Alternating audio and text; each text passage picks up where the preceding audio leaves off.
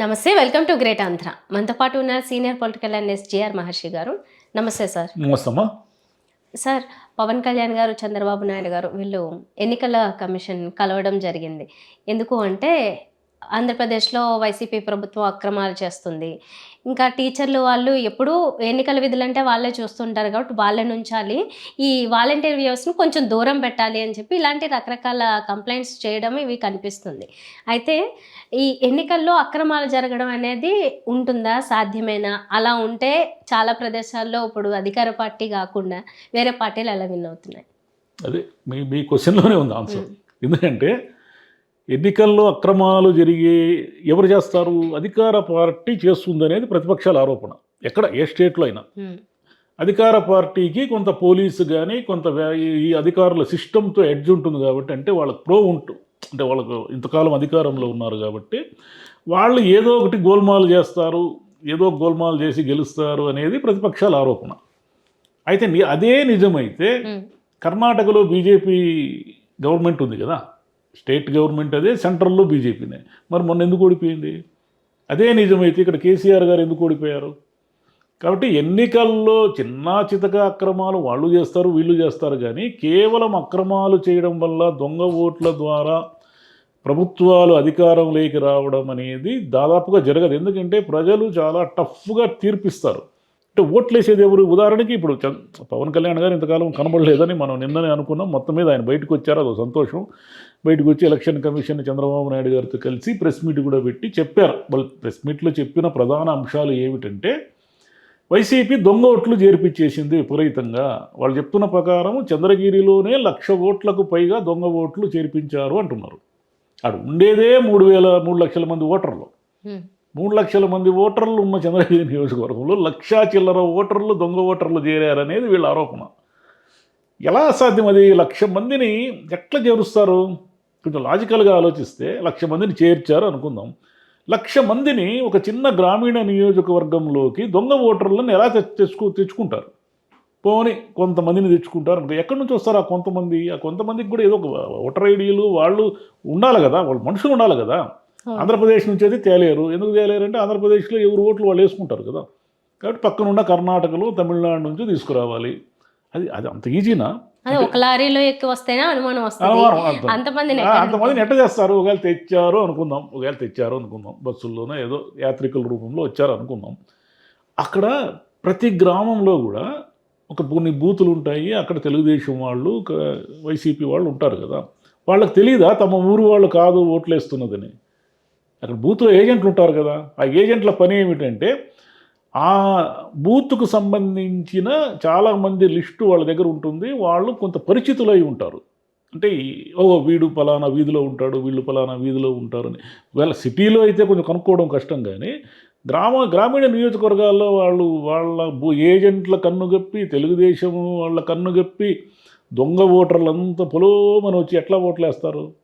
Practical impossible అది. కాబట్టి ఊరికే అంటే వైసీపీ అక్రమాలకు పాల్పడుతుంది అని ఒక పిక్చర్ ఇవ్వడం వల్ల ఎన్నికల కమిషన్ ఇంకా కొంచెం స్ట్రిక్ట్ అయిపోయి ఏదో చేస్తుందని వీళ్ళ ఆశ.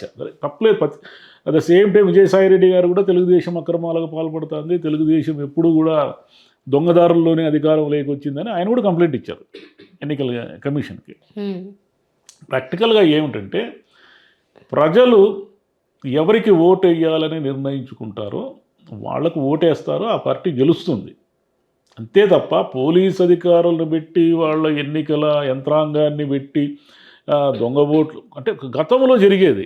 గతంలో ఏమిటంటే కొన్ని బూతులు స్వాధీనం చేసుకుని రిగ్గింగ్ చేసేవాళ్ళు. ఇప్పుడేమిటంటే ఇప్పుడు సోషల్ మీడియా కానీ ఇప్పుడు ప్రతిదీ రికార్డ్ అయిపోతుంది. Each and everything. మీకు ఎలా దొంగ ఓటర్లు వచ్చి ఈ ఈవీఎం మిషన్లు అంటే అధికారులందరినీ కన్నుగప్పి వాళ్ళు దొంగ ఐడి కార్డులు తెచ్చుకొని అక్కడ ఏజెంట్లు ఉన్న వాళ్ళని కాదని ఇంత సాధ్యం కాదు. కాబట్టి దొంగ ఓట్లతో నియోజకవర్గాల్లో గెలవడం సాధ్యం కాదు. కానీ ఈ విషయాలన్నీ చంద్రబాబు నాయుడు గారు, పవన్ కళ్యాణ్కి అయితే ఆయనకు పెద్ద రాజకీయ పరిజ్ఞానం మొన్న ఎన్నికల్లో ఎంతో కొంత వచ్చి ఉంటుంది, రాకుండా కూడా పోవచ్చు. కానీ చంద్రబాబు గారికి ఇన్నేళ్ళు అధికారం ఉన్నాడు, ఆయనకు అన్నీ తెలుసు కదా. కేవలము పోలింగ్ అధికారుల వల్ల పోలింగ్ శాతాలు తారుమారైపోయి ఓట్లు తారుమారవుతాయి అనేది ప్రాక్టికల్గా సాధ్యం కాదు. అదేవిధంగా ఏమిటంటే వీళ్ళు కూడా వీళ్ళందరినీ దూరం పెట్టడం అనేది ఎందుకు భయం వీళ్ళకి? టీచర్లంతా వైసీపీకి వ్యతిరేకంగా ఉన్నారని అనుకుందాము. వైసీపీకి వ్యతిరేకంగా ఉన్నంత మాత్రాన బూతుల్లో టీచర్లు, అధికారులు అందరూ కలిసి కుమ్మక్కైపోయి తెలుగుదేశానికి ఓట్లు వేయిస్తారా? వేయించరు. సాధ్యం కాదు అది. Okay sir. దాని మీద అయితే ఇంతకుముందు ఒకటి ఉండేది, టీచర్లు అందరూ కలిసి కొంతమంది ఇప్పటికీ ఈవీఎంలు కాదు, ఇంతకుముందు అది వేరే పద్ధతి ఉండేది. అప్పుడైతేనే వేయడం రాక అడిగితే సరే వాళ్ళే దగ్గరుండి వేయించేవాళ్ళంట. అలా వేయించేటప్పుడు వేసినారో వాళ్ళకి తెలీదు, వీళ్ళు టీడీపీకి వేయించారని ఇట్లాంటివి ఏవో ఉన్నాయి. ఓకే, అలా అందుకోసం వీళ్ళు ఇది అని ఉండొచ్చు. అయితే ఇప్పుడు ఈవీఎంలో కూడా అలాంటి సిచ్యువేషన్ రావచ్చేమో, అంటే విలేజర్స్కి కొంతమంది ఆ ఈవీఎంలో ఏం చేయాలో తెలియకపోతే టీచర్లు సహాయం తెలియని వాళ్ళు ఎవరున్నారమ్మా? ఈవీఎంలు ఎలా నొక్కాలో తెలియని వాళ్ళు ఉండరు. ఒకటి నెంబర్ 1. తెలియని వాళ్ళు ఉన్నారని కూడా అనుకుందాం. ఏ పోలింగ్ అధికారి కూడా అక్కడ ఉన్న ఏజెంట్లు వీళ్ళందరినీ వాళ్ళతో గొడవ పెట్టుకోడు. ఎందుకంటే తప్పుడు ఓటు వేయించి ఎవరో మరి ఆడుకోరు ఉంటే మనం చెప్పలేము, కానీ అది ఇరు పార్టీలకే ఉండొచ్చు. అంతే తప్ప పోలింగ్ అధికారులు పనిగట్టుకొని ఓటింగ్ని ప్రభావితం చేసే అవకాశాలు బాగా తక్కువ.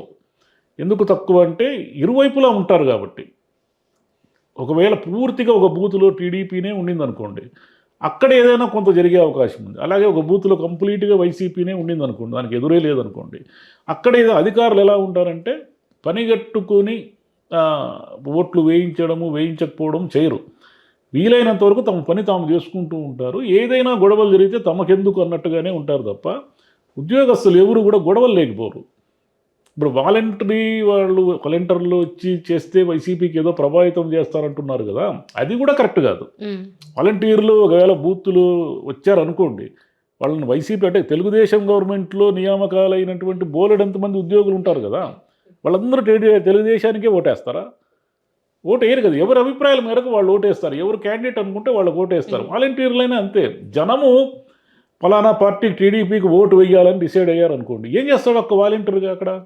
వాళ్ళందరూ అతను కర్రలు తీసుకొని ఎదుర్కొంటాడా? మీరు వైసీపీకే ఓటు వేయాలి, టీడీపీకి వేయకూడదని. అదేవిధంగా పోలీస్ అధికారుల మీద పెట్టే ఆరోపణలు కూడా కరెక్ట్ కాదు. పోలీసులైనా ఎవరైనా సరే ఒకసారి ఎన్నికల కోడ్ వచ్చేసిన తర్వాత అక్కడున్న వాతావరణము గాలిని బట్టి వాళ్ళు నడుచుకుంటారు తప్ప వాళ్ళు ఏదో తమకు గత ప్రభుత్వం ఏదో ప్రమోషన్ ఇచ్చిందని చెప్పి ఆ ప్రభుత్వం కోసం వచ్చి ముందు నిలబడి పిస్టల్ తీసి ఓట్లు వేస్తారా సస్తారని ఏమనరు. అవన్నీ సినిమాల్లో జరుగుతాయేమో కానీ ఇవన్నీ వీళ్ళకి తెలియనివి కాదు. కాకపోతే ఒక ఇష్యూ చేయాలి, కాబట్టి ఇష్యూ చేస్తున్నారు అంతే తప్ప. ఇప్పుడు అదే నిజమైతే చంద్రబాబు ఎందుకు ఓడిపోయాడు గతంలో? ఆయన అధికారంలో ఉన్నప్పుడు అంటే అప్పుడు మేము ధర్మాన్ని పాటించాము అంటారు.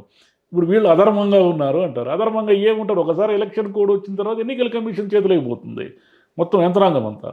ఇంకా వీళ్ళు ఏం చేస్తారు? ఎవరైనా ఇప్పుడు కేసీఆర్ ఇక్కడ అధికారంలో ఉండి ఆ మొత్తం రూరల్ నియోజకవర్గాలు అన్నీ కూడా కాంగ్రెస్ వస్తే ఏం చేశారు ఆయన? అక్కడ ఏమన్నా తన పోలీసు అధికారులంతా వినియోగించి తనకు ఓటింగ్ రాకుండా తనకు అనుకూలంగా ఉండేలా ఏమైనా చేసుకోగలిగారా? బీజేపీ వాళ్ళు 2 స్టేట్లోను సెంట్రల్లోను అధికారంలో ఉండి వాళ్ళు ఏం చేశారు? కర్ణాటకలో కాంగ్రెస్ వస్తూ జనం అనుకుంటే ఏది కాదమ్మా. అట్లా అనుకుంటే మొత్తం ప్రజాస్వామ్య వ్యవస్థే కుప్పకూలిపోతుంది. కేవలం రిగ్గింగ్లు, ఈవీఎం మిషన్లు, మోసాలు, అధికార యంత్రాంగం దుర్వినియోగంతోనే ఎన్నికలు జరిగేది నిజమైతే అట్లా కుదరదు. ఒక బూత్లో ఒక ఏరియాలో ఉన్న ప్రజలు మేము ఫలానా పార్టీకి ఓటు వేయాలని డిసైడ్ అయితే వాళ్ళని ఎవరు ఆపలేరు. వాళ్ళందరూ కలిసి కొడతారు కూడా. ఎవరైనా తమ మీదకి వస్తే అక్కడ గొడవలు కూడా వేరే వేరే విధాలుగా గొడవలు కూడా జరిగితే వాళ్ళు ఒప్పుకోరు. జనము మేము ఓటు వేయాలనుకున్నాము, మా ఓటును లేకుండా చేస్తే ఒప్పుకోరు వాళ్ళు. అదేవిధంగా దొంగ ఓటర్లని లక్షలాది మందిని తరలించే వ్యవస్థ ఇంకా పుట్టలేదు. వీళ్ళూరికి అంటున్నారు చంద్రగిరిలో చెవిరెడ్డి భాస్కర్ రెడ్డి గారు ఎక్కడి నుంచి తెస్తారు అంతమంది 1,00,000 మంది ఓటర్లని? 1,00,000 మంది ఓటర్లను తరలించాలంటే ఎన్ని వెహికల్స్ కావాలి? అన్ని వెహికల్స్ని ఇస్తారు అసలు గవర్నమెంట్? పోలీసులు వీళ్ళంతా ఒప్పుకుంటారా వెహికల్ తిరుగుతూ ఉంటే? ఏదో పేరుకి అంత పెద్ద నెంబరింగ్ కనిపిస్తే గానీ బాగోదు. కామెడీ ఇదంతా కామెడీ చేసుకుంటారు. సరే సార్, అయితే ఫైనల్ క్వశ్చన్ ఏంటంటే, మరి ఇప్పుడు కంప్లైంట్ చేశారు, ఇలాంటి కంప్లైంట్లు గతంలో కూడా జరిగాయి అంటే నాట్ ఓన్లీ టీడీపీ ఎక్కడి నుంచి జరిగింది, అప్పుడు చర్యలు తీసుకుని ఇదిగో ఇంతమంది దొంగ ఓటర్లు చేర్చారు వీళ్ళని తీస్తున్నాము, లేకపోతే భారీగా ఏదన్నా సెక్యూరిటీ పెడుతున్నాము బూతుల దగ్గర, ఇలాంటివి ఏమన్నా పెడతారా? ఎన్నికల కమిషను కంప్లైంట్లు వచ్చిన వాటిని సీరియస్గా తీసుకుని ఎంతో కొంత చేస్తుంది. నంబర్ 1. నంబర్ 2 ఏమిటంటే వైసీపీ దొంగ ఓట్లు చేర్చిందనేది ఆరోపణ కదా. ఆరోపణ ఉన్నప్పుడు అదే నియోజకవర్గంలో తెలుగుదేశానికి ఒక అభ్యర్థి ఉంటాడు కదా, చెవిరెడ్డి భాస్కర్ రెడ్డి దొంగ ఓట్లు చేర్చాడనేది ఆరోపణ. అదే ముందు నుంచి మీకు తెలుగుదేశం బలంగానే ఉంది కదా ఆ నియోజకవర్గంలో. తెలుగుదేశం వీక్గా లేదు అక్కడ, తెలుగుదేశం బలంగా ఉంది. ఆయన అటువైపు నానినో ఎవరు ఆయన పోటీ చేస్తాడు, గతంలో చేశారు. మరి వీళ్ళంతా ఇంత యంత్రాంగం అది ఏం చేస్తూ ఉంది 1,00,000 ఓటర్లు చేరుస్తూ ఉంటే? అంటే ఇంతకాలం నిద్రపోయారా మీరు? మీరు 1,00,000 మందిని చేరుస్తూ ఉంటే నిద్రపోయిన వాళ్ళు మీరేం గెలుస్తారు రేపు? కాబట్టి మీకు 1,00,000 ఓటర్లు చేర్పించడం అనేది నిజమైతే మీరంతా ఇంతకాలం తెలుగుదేశము కానీ జనసేన లేదనుకోండి ఆ నియోజకవర్గంలో, నిద్రపోయినట్టు లెక్క. నిద్రపోయే వాళ్ళు రేపు ఎన్నికల్లో మాత్రం ఏం గెలుస్తారు మీరు? అంటే ఇప్పుడు గాలి వస్తే గెలుద్దాం అనుకుంటున్నారు. జగన్ వ్యతిరేక గాలికి వీస్తే మనం గెలిచిపోదామనే మూడ్లో ఉన్నారు. కానీ టీడీపీ వాళ్ళు చేయాల్సిన పనులు చేయడం లేదు. చూద్దాం సార్. ఇప్పుడు ఈసారి మరి ఎవరి మీద ఎంత మెజారిటీతో గెలుపోవటంలు అనేవి జరుగుతాయి, ఎలా ఉంటుంది అనేది ఈసారి టైట్గా ఉంటుంది. మెజారిటీలు ఎక్కడొచ్చినా కూడా ఇంత మునుపులంతా వేలు వస్తాయని అనుకోవడం లేదు. చాలా నియోజకవర్గాల్లో టైట్ ఫైట్ ఉంటుంది. Right sir, thank you. Thank you అమ్మా.